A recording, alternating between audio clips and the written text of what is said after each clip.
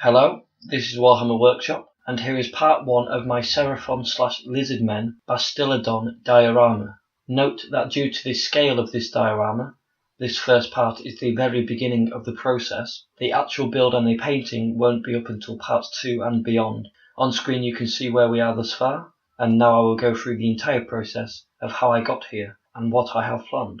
Here you can see the model itself, the Ark of Stotek Bastiladon. It's the less common variant of this model, and I think by far the best. I love the simplistic design and the snakes. Also, Lizardmen is one of my favourite armies of all the game systems, so anything with skinks and scales and spiky tails is enough for me. It really all starts here with the model you want to display or to be the focus of a diorama. I already know by looking at many pictures and videos of the product that it is very well designed and has great detail and is fairly large for the cheap price tag. So next we have the list of the main items required for the diorama. In this case we have the Bastiladon, which I wrote comes with 4 skinks, but I later learned you actually get 5 in total. Again, this is the very beginning of the process, so all of this is mute and largely my trial and errors, but I think it's a good idea to include everything. Next is the terrain piece I'm going to be using, which is the Arcane Ruins, which costs £18, but I tend to round up and down. Ideally you should actually start from the environment first and not the figure, but either way can work as long as you create the harmony between the two. You can see by the fact I put bracken and vines down that my idea was to create a jungle diorama, and then as the secondary models I put down skinks. I must say the skinks box set is insane in terms of you get 24 models for £20, which makes them less than £1 each. Then we have some reference photos. First I found some colour scheme photos for the model.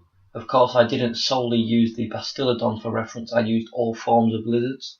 Then I found some photos of the Arcane Ruins and other ruins to get an idea of the icons, themes, materials, architecture and tones. Now I'm focusing on the glyphs and icons etc. to get an understanding of the colours, arrangements and type of schools and other items used and displayed by the Lizardmen. Of course all of this will be refined later and I have many more photos to look at. Next we have some images of real reptiles, focusing on the lizard family such as lizards and chameleons and so on. We have some snakes, frogs, salamanders and turtles in there as well. One of my favourites is the white and yellow python in the bottom right. Finally, since I was planning a jungle type of diorama, I wanted to look into plants, leaves and trees. You can see we have some bio mushrooms, the famous rainbow tree in the bottom right, and some nice silver birch trees in the centre. There are also some other leaves and flowers.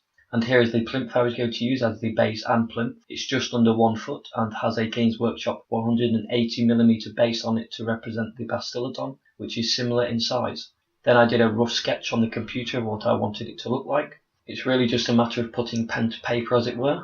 Also, the centre line was going to be a cliff and should not be down the centre, but rather over to one side. Here is the refined view of the same sketch. We have the Bastiladon on a large path, the Arcane Ruins at the other side, some trees, pillars and of course the skinks. The C squares denote chameleons, which I'm going to make from the skink set. Well, as you can see from the first image, plans did change. The elements simply did not fit on the 1 foot plinth. In fact, they didn't fit on the 1.5 foot plinth either. So instead I'm going to be using this 2 foot squared shattered Dominion tile, which cost me £35 from my local Games Workshop. In turn I plan on keeping all the details and textures on the board, and I'm going to create a dry, flat desert with some greenery and plant life such as branches, turfs and vines. So here is the image you saw at the beginning, and this is as far as I have gotten. As you can see, however, it is the perfect size for what I want, which is a Bastiladon travelling along a path with skinks surrounding it and the Arcane Ruins opposite. Also at the other end of the path is a man, the screaming Free Guild guard from the giant set. I'm going to have him running away from the Bastiladon, although you could just make a Lizardmen board. It's almost always better to have conflict, and that means having one model or set of models attacking and another set or individual defending or retreating. So with the new plan in place, I created a new list. First we have the Bastiladon with 4 skinks on and 1 off, the Arcane Ruins, a set of 19 skinks, and I'm going to use the other 5 to make chameleons to make up the total 24. And then I want a Star Priest. I wrote down salamanders, but I'm actually going to get a Razordon, which comes with 3 skinks, Note that this was a mistake I'm leaving in the video. Salamanders are amphibians. Having them in the desert makes almost no sense therefore, so instead I'm going to buy the other option. There are some other items too, such as the scenery paint set, water effects, some large brushes for the project, and some other terrain elements. Then, over the blank tile, I created a rough sketch of what I want. This time I'm using as much as possible and it's more detailed.